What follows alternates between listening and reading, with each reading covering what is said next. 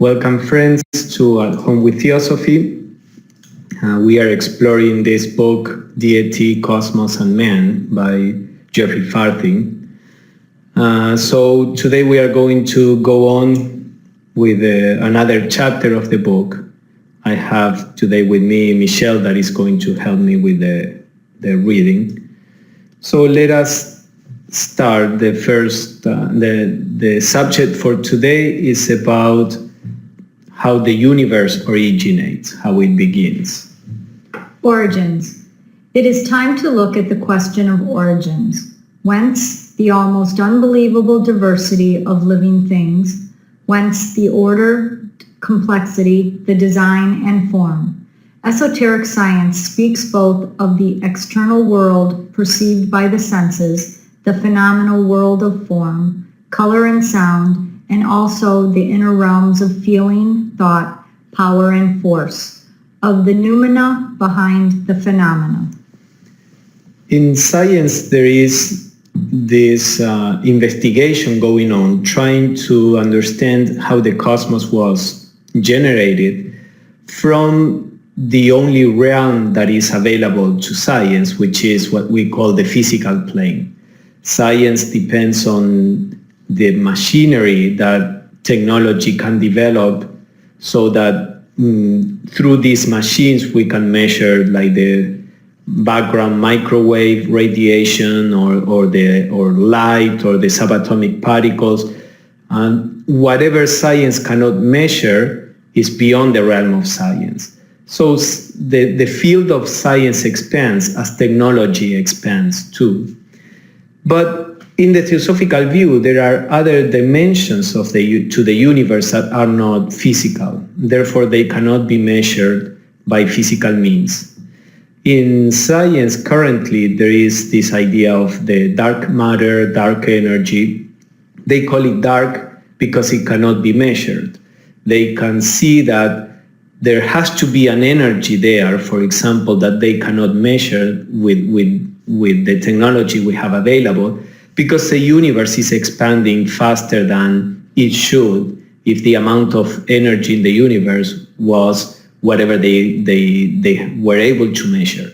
Same thing with dark matter. They see that gravity works in some places of the universe in a different way that it should if there was the amount of mass that they can measure. So they say there has to be some other energy, there has to be some other matter there that we cannot measure.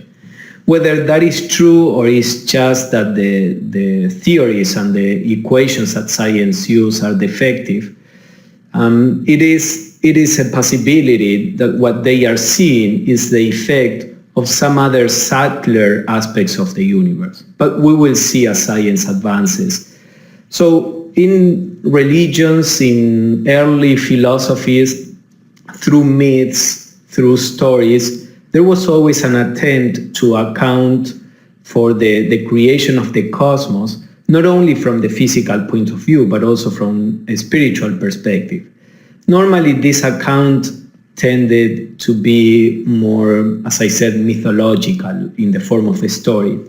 With the Theosophical Society, there was an attempt at presenting these subjects from a more scientific point of view, not scientific in the limited sense of the word, but scientific in the sense of trying to offer a rational explanation with some kind of mechanism to explain this. So this is what we are going to see today, how the universe is generated, not so much from the point of view of the phenomena. The word phenomena means whatever can be perceived by our senses, how things appear to us, but more from the point of view of the noumena. This comes from a Greek word that means the cause of the appearances.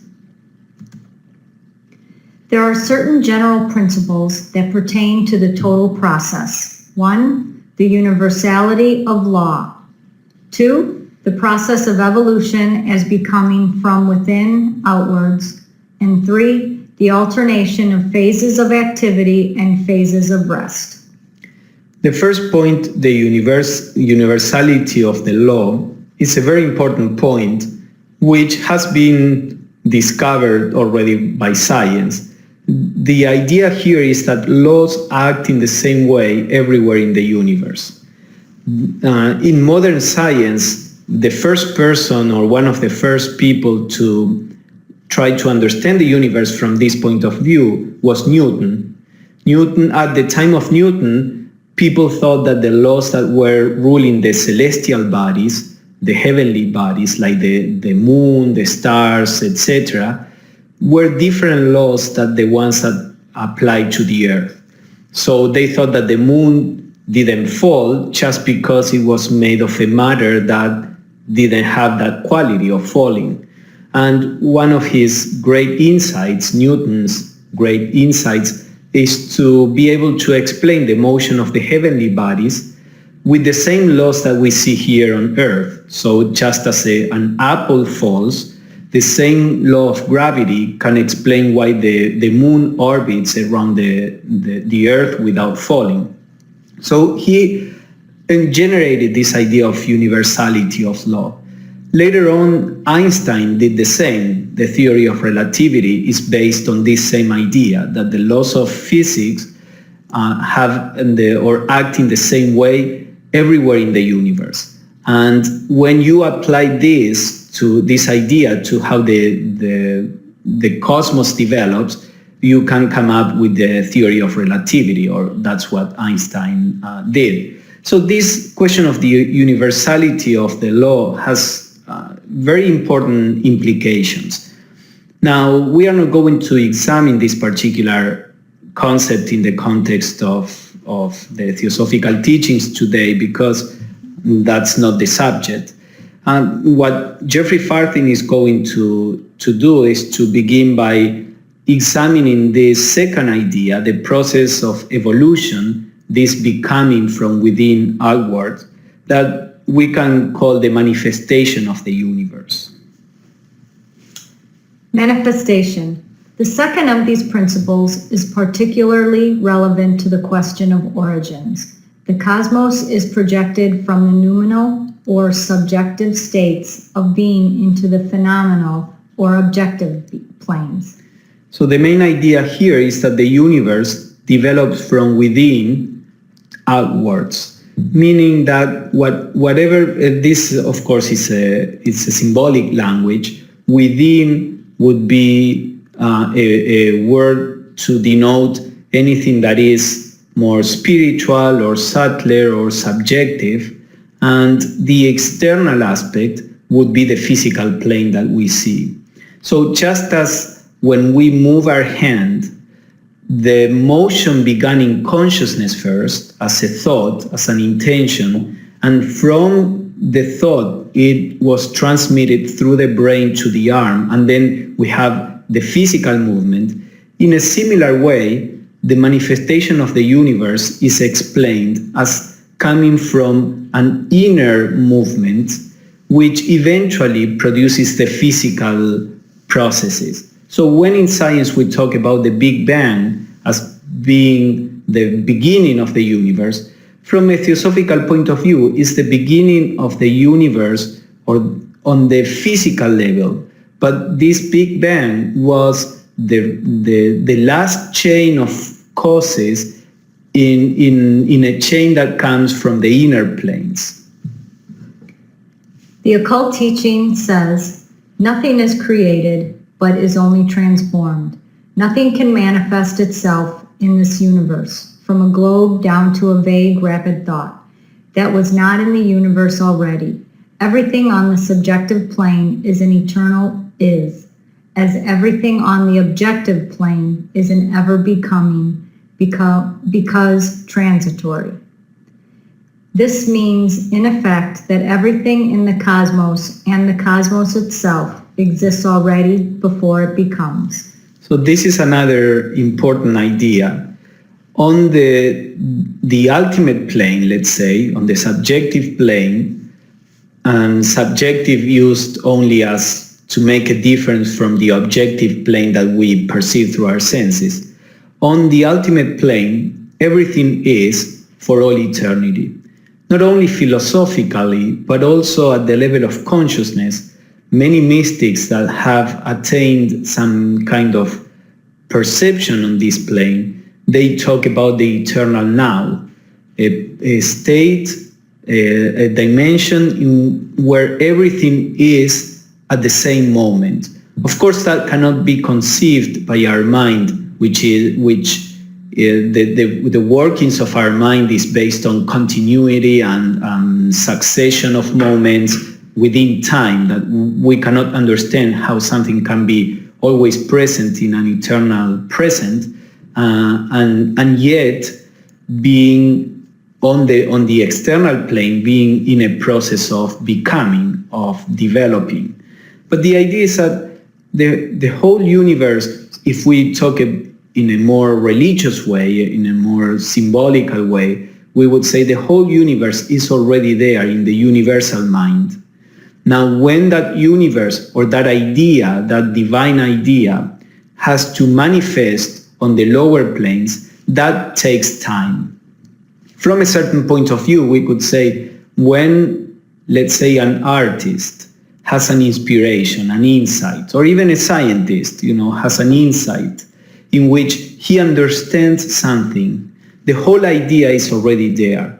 But once he has to put it in more material means, be in a painting, sculpture, or in a series of formulae, I think the theory of relativity by Einstein took like 30 pages of formulae or something like that. So when you have to express it on the physical plane, you need time, you need a succession of actions in order to show there something that is contained in a single idea. So that is an example or an analogy that we can use to understand to some extent this idea. And Ed adds, like a DVD contains the whole movie. Mm-hmm. Exactly. We can think of those things also, but then to show the movie, you need the time to develop it. This is also something that Plato talked about in a different way. He said, everything that is ever possible in the universe already exists in the universal mind as a possibility. Otherwise, it could not come into being. So there is fire because that is a possibility in the universe. And in the same way, even things that we human beings invent can be invented because they exist as a possibility already in the universe. So from this point of view, the ultimate, the eternal, this absolute realm is the real one, and then the physical realm in which all this unfolds gradually is more of an illusion. It's like the drama in which you express something that was always there. The emergence of a universe from the plane of subjectivity into the plane of objectivity is the theme of an important explanatory passage in the Key to Theosophy. But who is it that creates each time the universe? No one creates it. Science would call the process evolution. The pre-Christian philosophers and the Orientalists call it emanation. So there is this idea of intelligent design versus blind evolution, whether there is a creator or everything is the result of random and mechanical laws. The Theosophical view proposes a middle ground between the two. The idea is that there is an intelligence in the universe, there is order in the universe. At the level of what we can perceive, there even seems to be a purpose for things to happen. But this does not really imply one particular entity, one particular creator. The whole universe itself is a creative conscious act without that implying a limited creator. So when we talk about evolution, if we add in this process of evolution an abstract sense of intelligence, order, purpose, then we can get closer to the Theosophical idea. As Blavatsky talks about, before Darwin, Darwin proposed the theory of evolution about 20 years, less than 20 years before the TS was founded, and this is why Blavatsky could use the word evolution. But the earlier philosophers would talk about emanation, a process of unfolding of whatever is there in seed in the divine mind to become something physical that can be perceived by us, and they call that emanation. We occultists and theosophists see in it the only universal and eternal reality, casting a periodical reflection of itself on the infinite spatial depths. This reflection, which you regard as the objective material universe, we consider as a temporary illusion and nothing else. That alone, which is eternal, is real. So here you have the idea of the world being a reflection of the real. And this is, an interesting symbol or metaphor, because the idea here is that there is something that is always real and something that is being reflected, just like, for example, the moon that is reflected on a lake. You have the moon that is immutable, always there, relatively speaking. You have the lake and the water that is constantly moving, changing, and the reflection of the moon on the water produces different, lights and sparks. So in a similar way, there is an absolute reality that is reflected in space in what we know as the physical universe. So when talking about discovering truth, the implication of this is that we need to try to search for the source rather than the reflection. And this is even a scientific fact. When as I explained in some other occasions, when we see a color, what is coming through our eyes is not anything that can be called color. It's just certain photons with a certain level of energy that goes through our eyes and produces some chemical reactions, electrochemical reactions that our brain interprets as blue. That blue is the appearance of whatever the reality is. Even we cannot even know what a photon is, because we think of it as a particle, but in quantum physics, particles don't really exist. It is, as we know, is at the same time a wave. It is a particle. It's none of them. So there is a reality which is beyond what our senses can, or is different from what our senses can present to us. And then there is the appearance that our senses choose. An example of this could be there is a line in scientific research in neurobiology that says the brain has evolved not to show us the reality of things, but to hide the reality and to present to us some kind of symbolic reality. And the example often given is what you see on a computer. You have a file that has, it's a document that has your writing there. So you see a little square on the screen. Does it mean that the information that you have there is square with those colors, with those letters, that is somehow embedded in the screen? No, the information are these things that we call the ones and zeros, which are actually ways in which electricity work.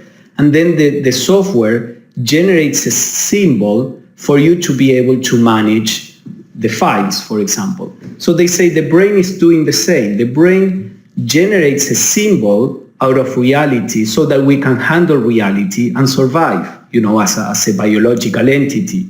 So the brain is there to hide reality, not to present it to us. And this is a very spiritual concept because, of course, from the scientific point of view, there is no perception beyond the brain.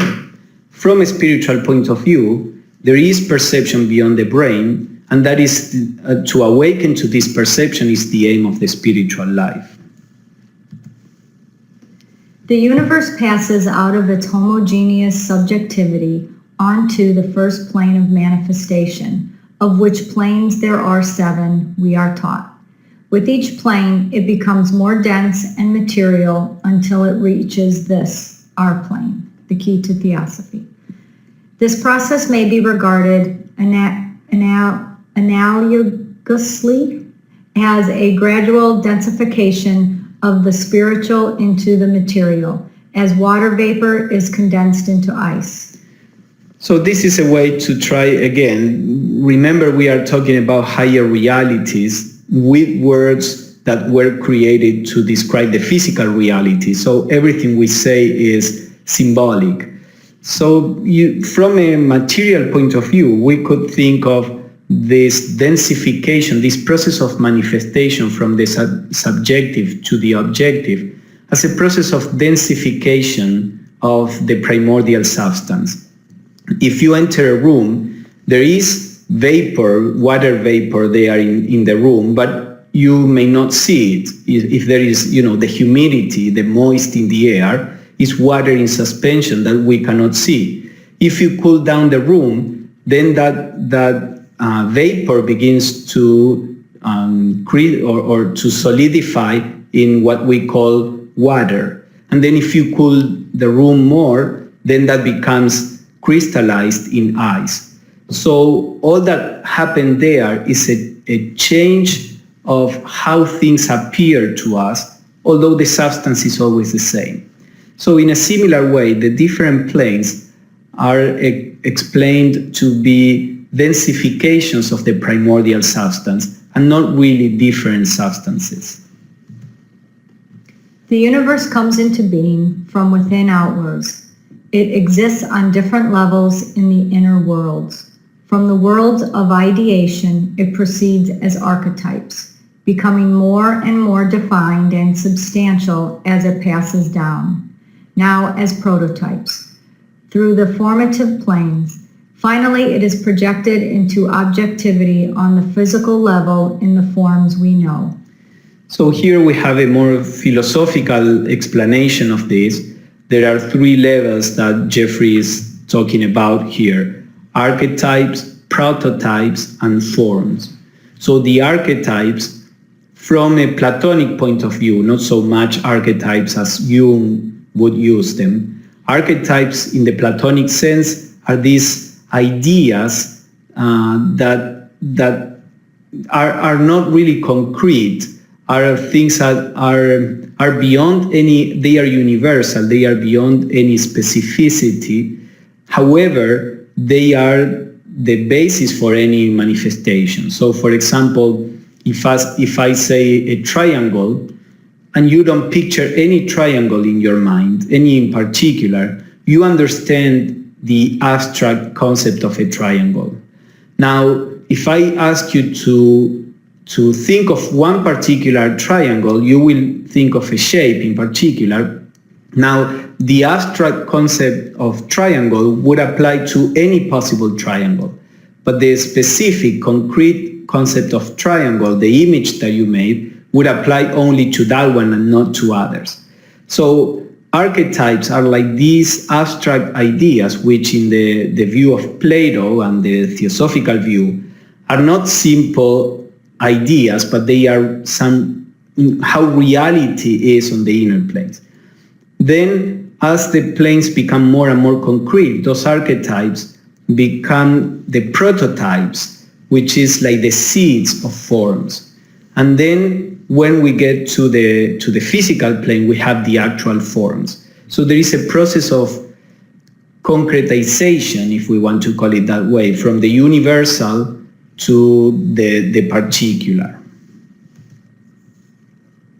So here we have 3 words that Blavatsky uses in the Secret Doctrine, these 3 levels.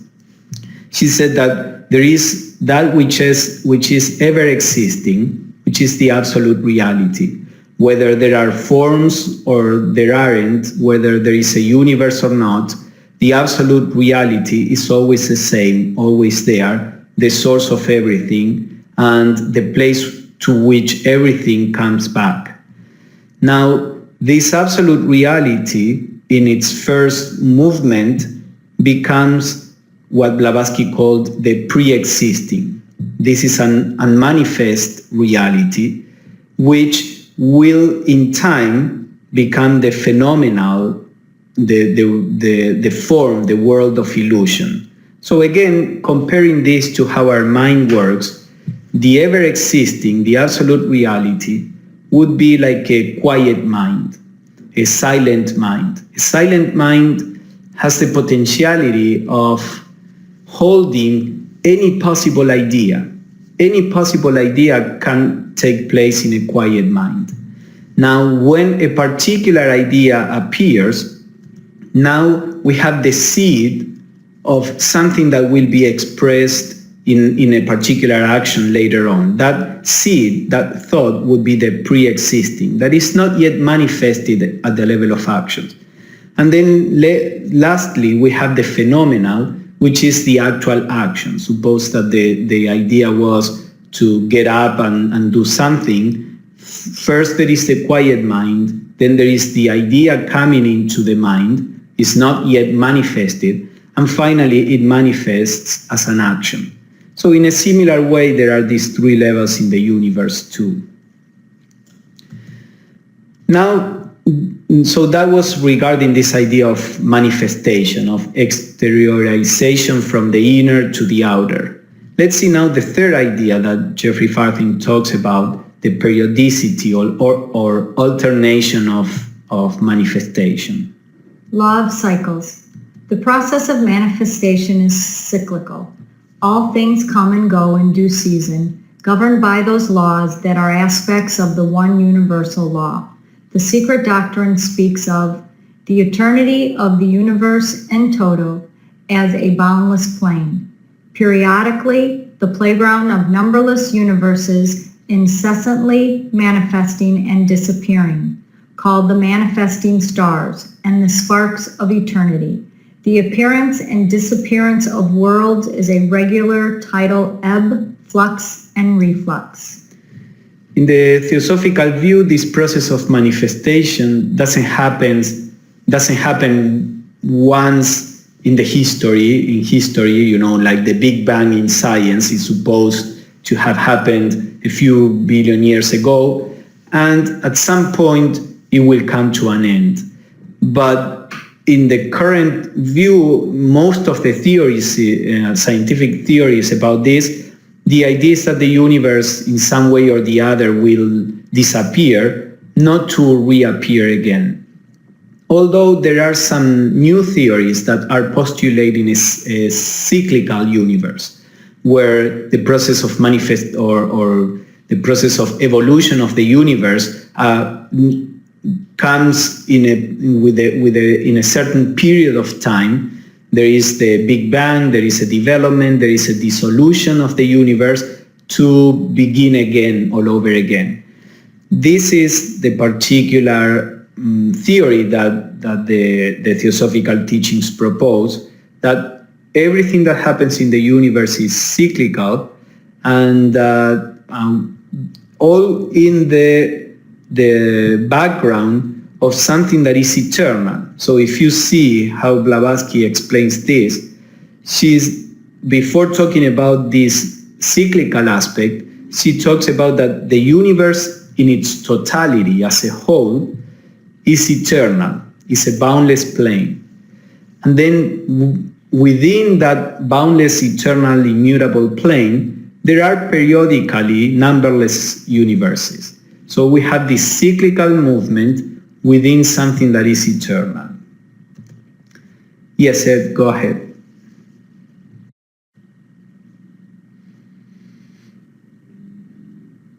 What's the relationship of this with the fact that all energy and all matter is composed of vibrations, which are made out of sine waves which is nothing more than, appearing and just disappearing, vibration. I mean, everything is always appearing and disappearing very rapidly all the time. What's the relationship of that basic thing with this law of cycles? Mm-hmm.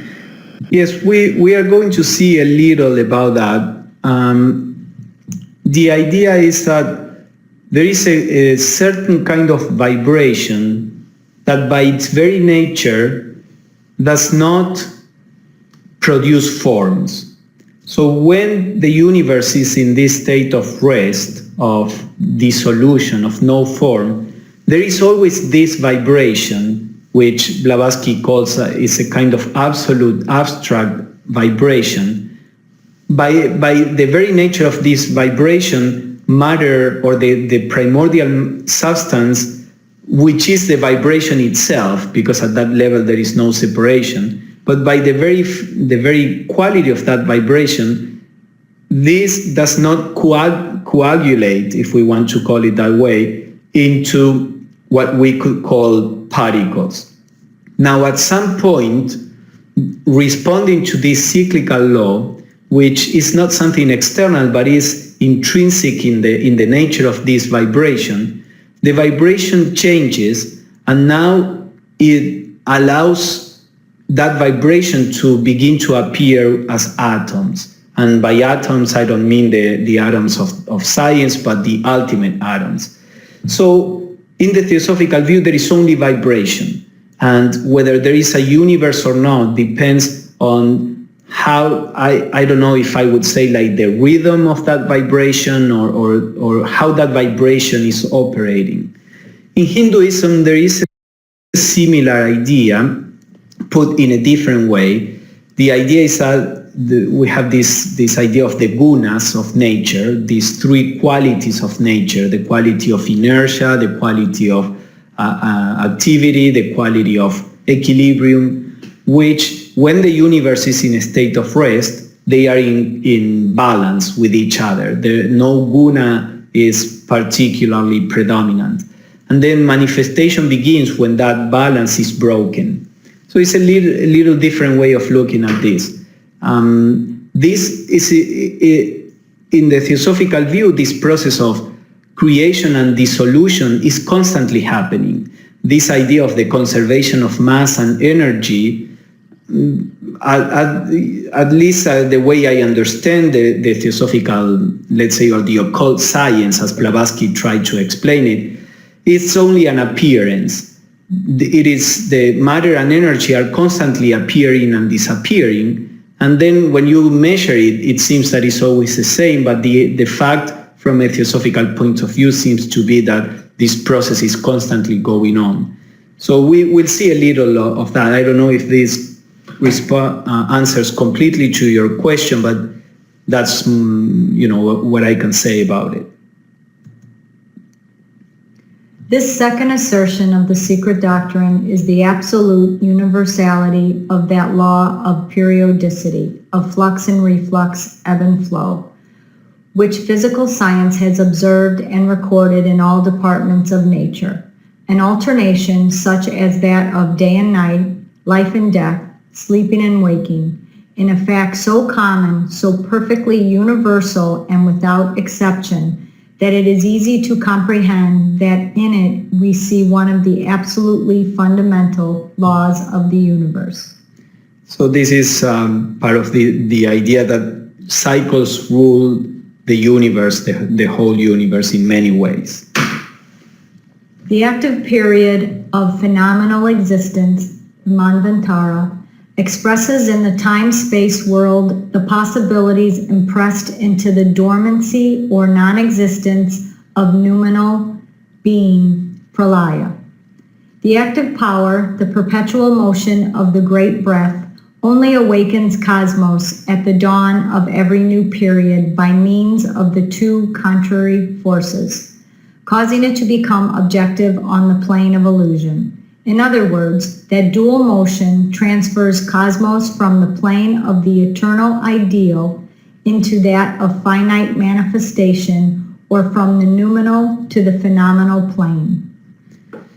So here is what I was mentioning. Blavatsky says that one of the aspects of the absolute is this perpetual motion of the great breath. She says there is, even in pralaya, pralaya is a Sanskrit word that means dissolution, and manvantara is the Sanskrit word used for the periods of activity when there is a cosmos going on.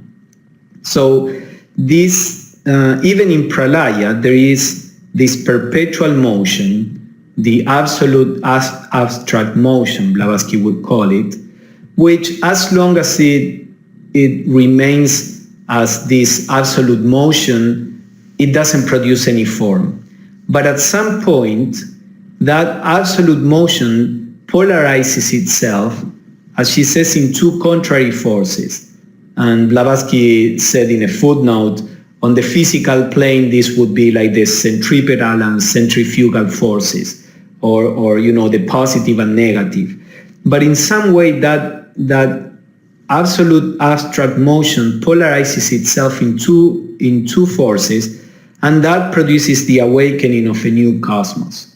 And with this awakening, then the absolute reality begins to be expressed in a conditioned form, in an infinite variety of forms in what we know as the cosmos.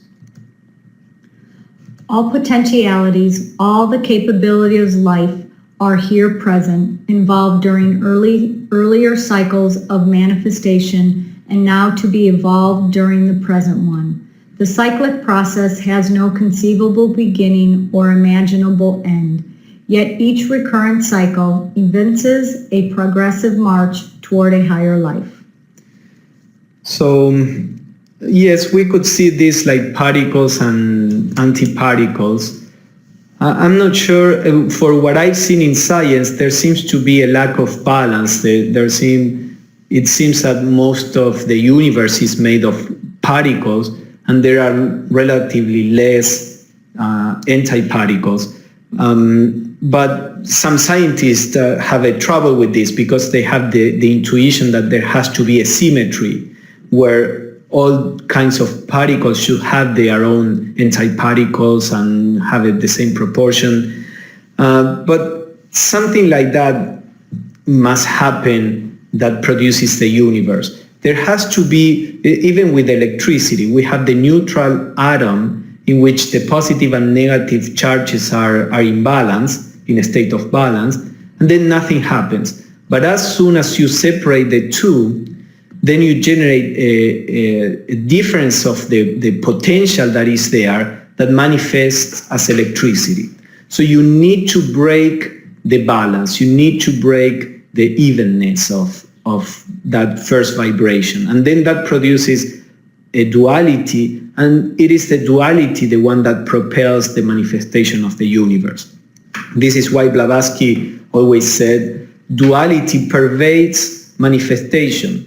Even though the reality is a non-dual reality, whenever you are caught up in the perception of conditioned forms, you are caught up in the duality. That's how the universe appears to us.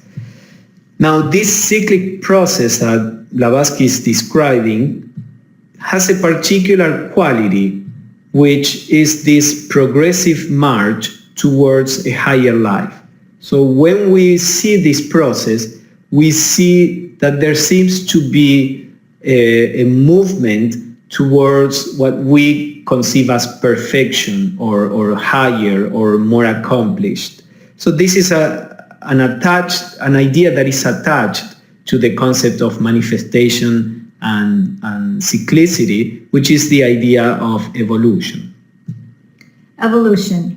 Moreover, the Secret Doctrine teaches the obligatory pilgrimage for every soul through the cycle of incarnation or necessity in accordance with cyclic and karmic law during the whole term. In other words, no purely spiritual Buddhi, divine soul, can have an independent, conscious existence before the spark acquired individuality. So now we are coming more to the idea of a human being. From the cosmic point of view, we are talking about the divine soul, the divine spark in people.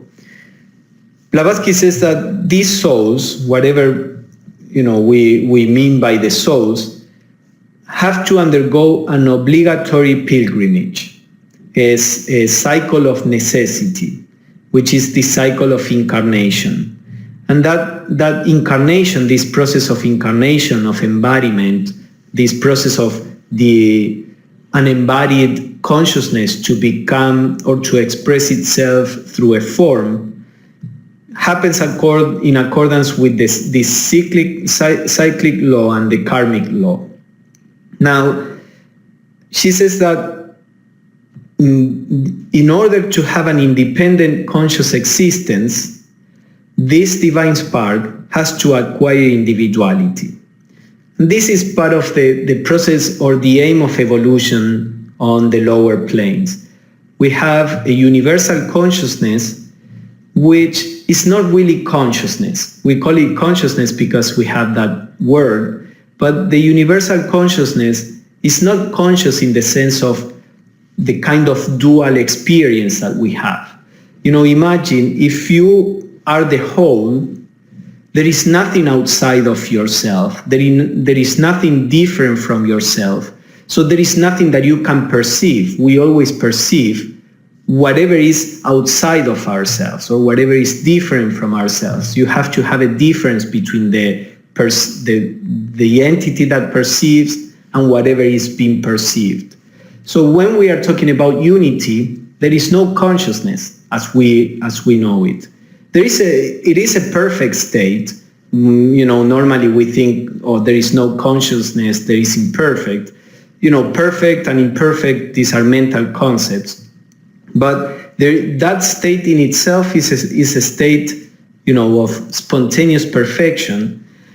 But in the process of evolution, there seems to be a movement towards an awareness of that intrinsic perception.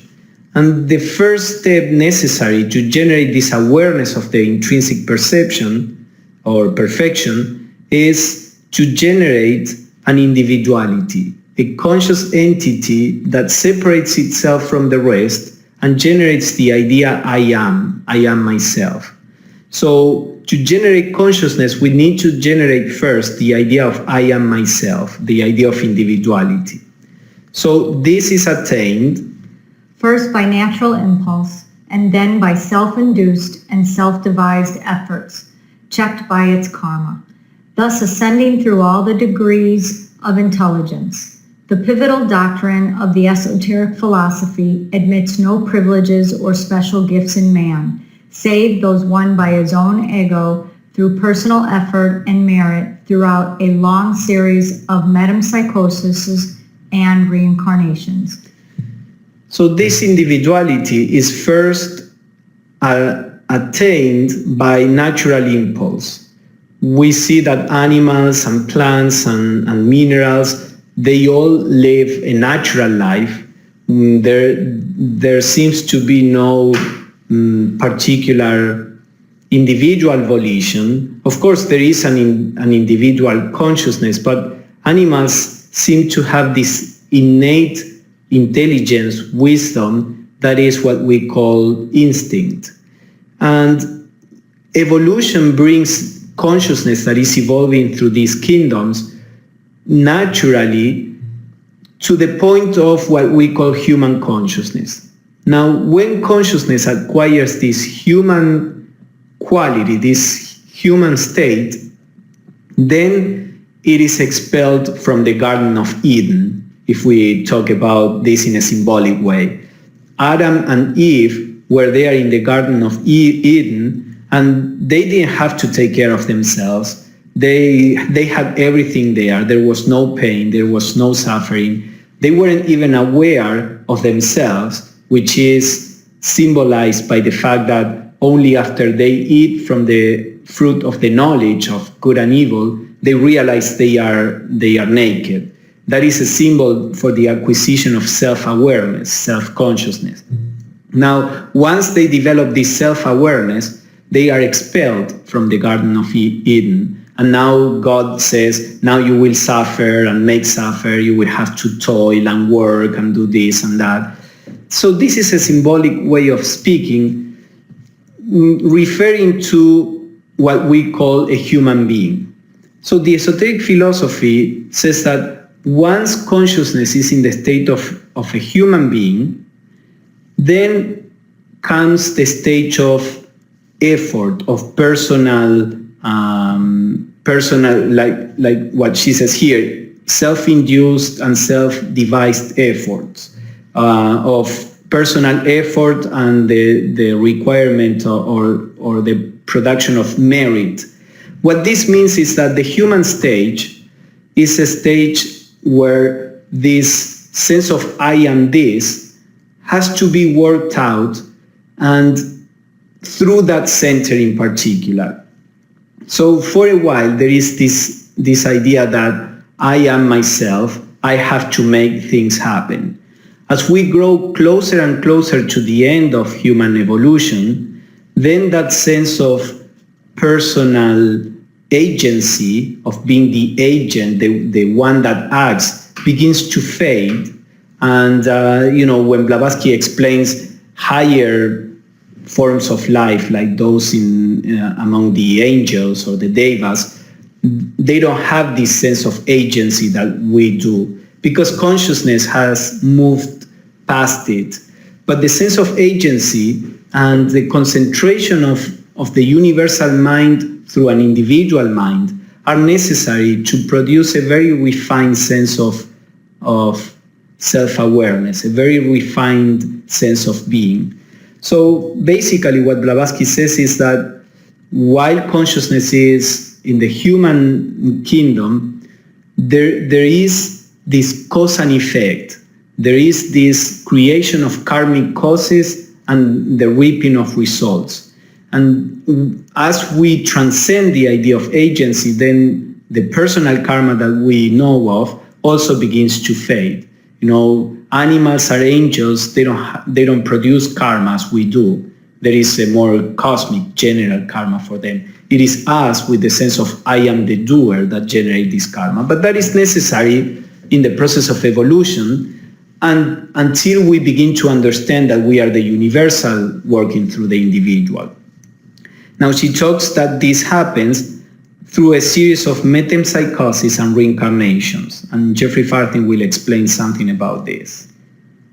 Metempsychosis adds an important element to the idea of reincarnation.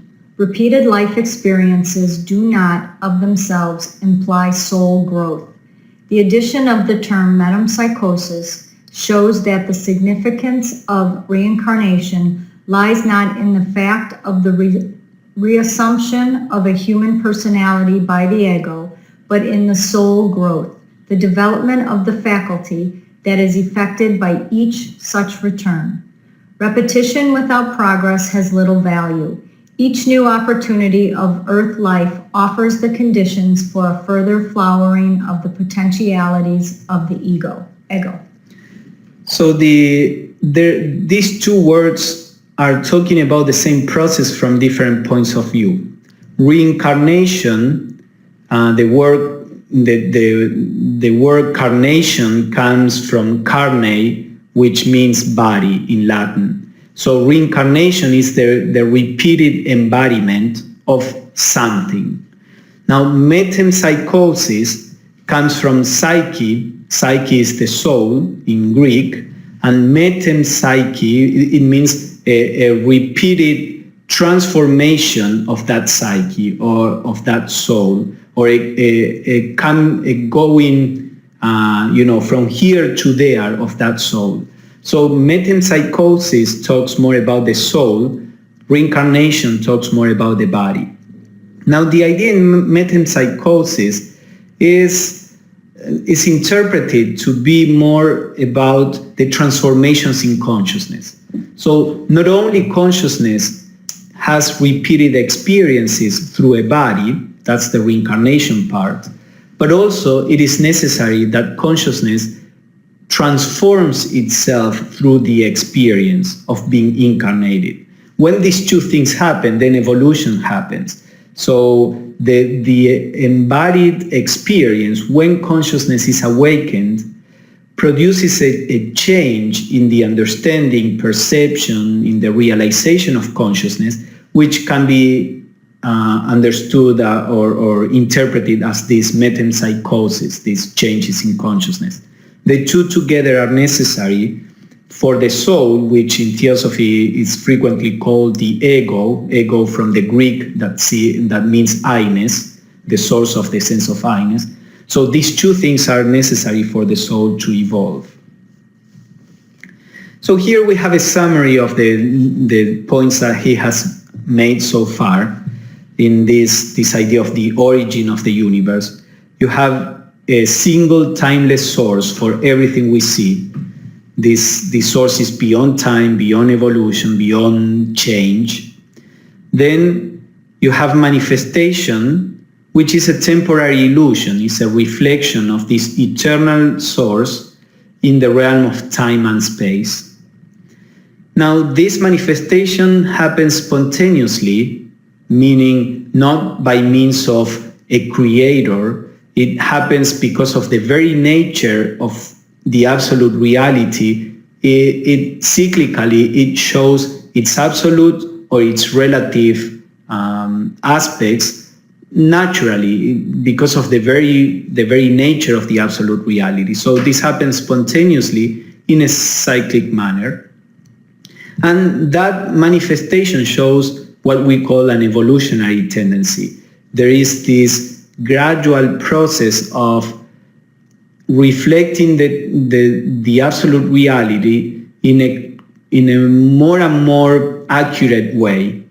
It's something that this absolute reality that does not reflect itself on the physical plane in the most perfect possible way all of a sudden. You know, in the idea of creation in the Christian world, we have this idea that God created the world already the way it is, animals, human beings already the way they are. The Theosophical view says that that's not how this works. Everything in the universe shows itself in a progressive movement from the simple towards the complex. Actually in science there is this idea of, it's difficult to explain why life has evolved in such a complex form as a human being.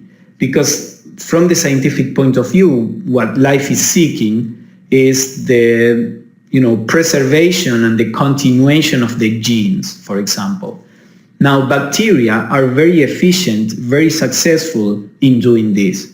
There seems to be no reason why life should evolve beyond the bacteria. They are more successful than we are in passing on genes. So why did life develop more and more complexity? There is no explanation for that. From the Theosophical point of view, the perfection of consciousness can only express itself through a complex enough form. And that complex enough form can only develop gradually from the simple to the complex. There is no creation from nothing. Everything evolves from the one single element. Therefore, everything has to evolve from the simple to the complex, and then from the complex back to the simple, so that the process that was generated by the complexity is now simplified to return to the source, but now with the fruit of that process of evolution, which is this awareness. So that's more or less, these are some principles that rule how the universe is generated and how it works.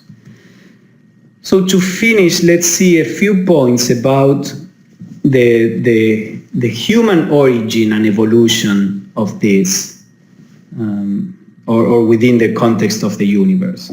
Human evolution, the two aspects into which the subject of origination may usefully be divided for purposes of study are cosmos and man.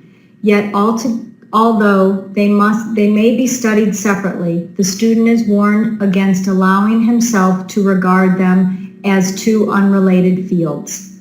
Let us study man, therefore, but if we separate him for one moment from the universal whole, or view him in isolation, we shall either land in black magic or fail most ingloriously in our attempt.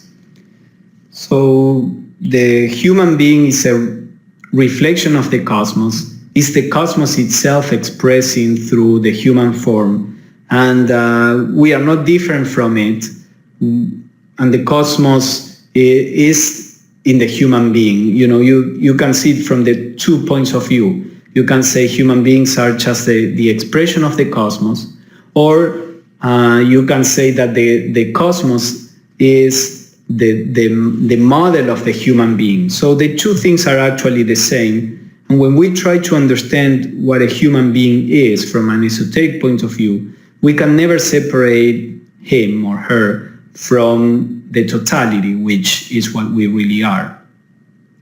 Man's origins reflect the cosmic process. His higher spiritual principles arise in the formless planes of being. His lower ones reflect the lower quaternary of manifested existence, taking physical form during his life on earth. The origins of his inner principles, as of everything else, are to be sought in the primordial substance that comes into being with the polarization of the one element and its differentiation into the primary elements. So here again we have the idea of the one element that polarizes and produces this reflection that we call the universe. And all the different aspects of the human being, these inner principles that she's talking about, come from this one element. They are a reflection of the cosmic processes. So just as the universe manifests from the absolute to the relative, so a human being also manifests from the absolute aspect, from the spirit to the body. We normally see human beings the other way around. We think we are the body, which may or may not have a spiritual nature. Now, what we were talking about, that the cosmos develops from within without, means in this hierarchical way of seeing, like the inner is more real than the outer. That means that our body may or may not be there. Our body is an accident. What we really are is the inner principles. So this is an important part of the understanding. Blavatsky says that in early humanity, when people or humanity in its infancy had these teachers, instructors that help humanity grow, all these teachings were there. And for example, the idea that the body is of value because it's an expression of consciousness was common. But as humanity developed the mind and the free thinking and the independent thinking, it began to reject the ancient traditions and began to say, we know better. All these ancient traditions were myths, not too different from what teenagers do regarding what the parents say. You know, when teenagers are children, they take for granted what parents say, but then comes the time where in the search for individuality, they reject all that and they say, I know better. So in a similar way, all these teachings are lost, and this idea that the body is valuable because it is an expression of the spirit is lost, and then the body begins to be worshipped as a value in itself, which is what happens in our culture. Many people are vegetarian and are so-called spiritual and go to yoga because they want to have a healthy body. Why? just because the healthy body in itself is a value. To have a nice looking, healthy body is all that matters. The spiritual approach would be, I need a healthy body because it is through a healthy body that I can have this experience and realize truth. You realize that the body is an instrument, is a means and not the end. So this is what happens, what Blavatsky said in the previous quote. If we forget that the human being is a reflection of the cosmos, if we forget that the body is a vehicle of the spirit, if forgetting this, we start paying attention exclusively on human beings, exclusively on the body, either we won't be able to understand who we really are, or we will fall into black magic.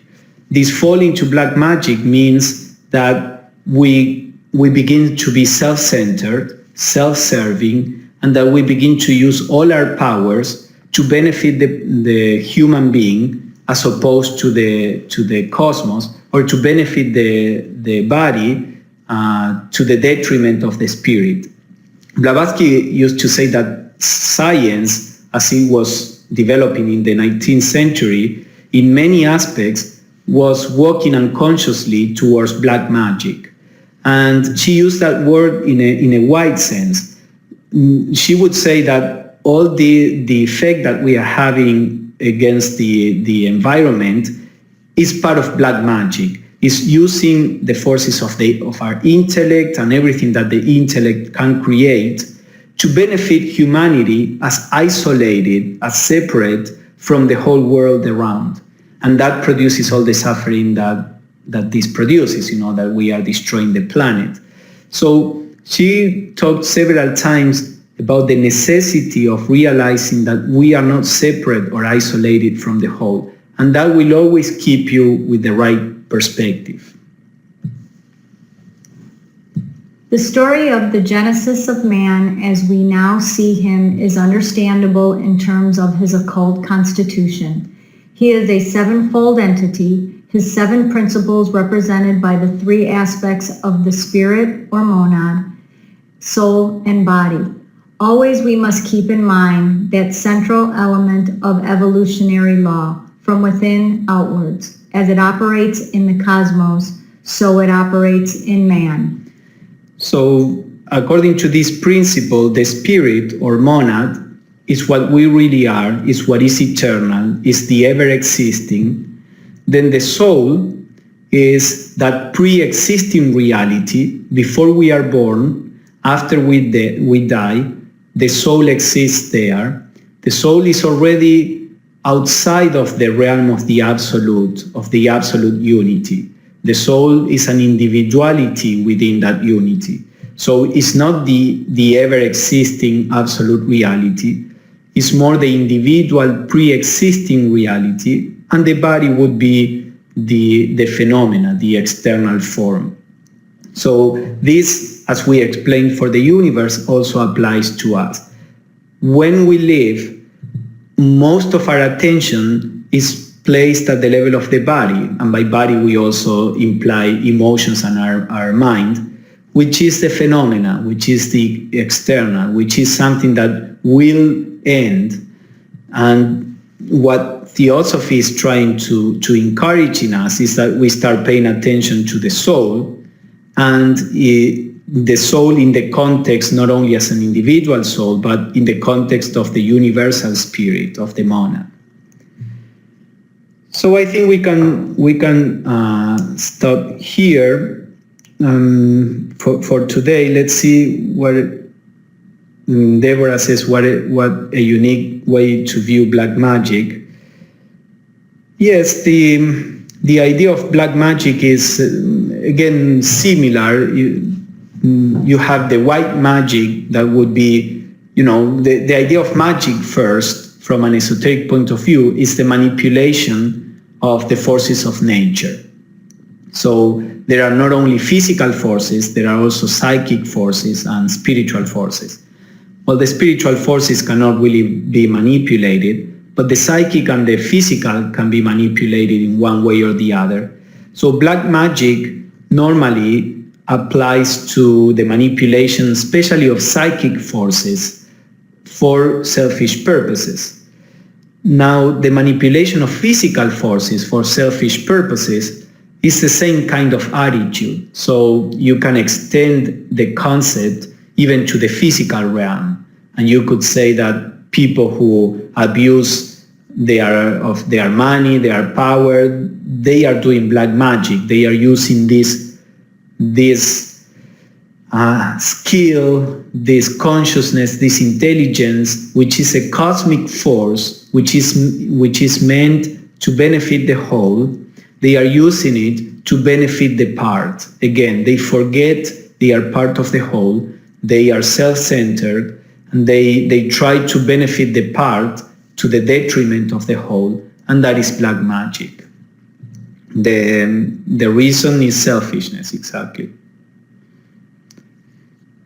So Blavatsky also talked about this in-between space of gray magic.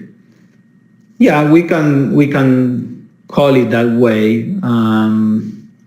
These are all just concepts for us to have a certain understanding. You can say that whenever you are acting in a selfish way, you are on the side, going in the direction of black magic, or whenever you are working more altruistically, you are going to the side of the white magic. How far you are going to the extreme will depend, how dark or how grayish that may be, if we want to put it that way. Of course, there is a certain amount of mistakes that we make just because we don't know anything better. And that wouldn't be even if we are selfish out of ignorance, or to that extent, it's not that we are consciously manipulating the forces of the universe. That's just an inherent result from your state of evolution. But most of us know better many things, and yet we may decide to do the selfish thing. And at that point, we are misusing the powers of nature. We think my intelligence is mine, the money that I work to make is mine, the time that I have is mine. That all is part of the illusion. That all is part of thinking that I myself am independent and separate from the whole. That is what Blavatsky said.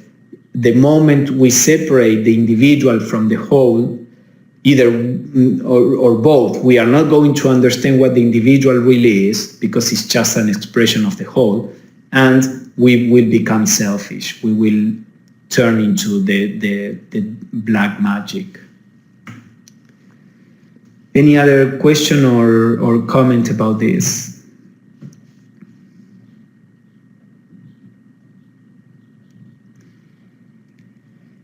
All right, if there is nothing else, we'll send an email with the link to the recording. Thank you for being here, for participating, and I hope I will see you next week. And thank you, Michelle, for your help. You're welcome. Good night. Good night.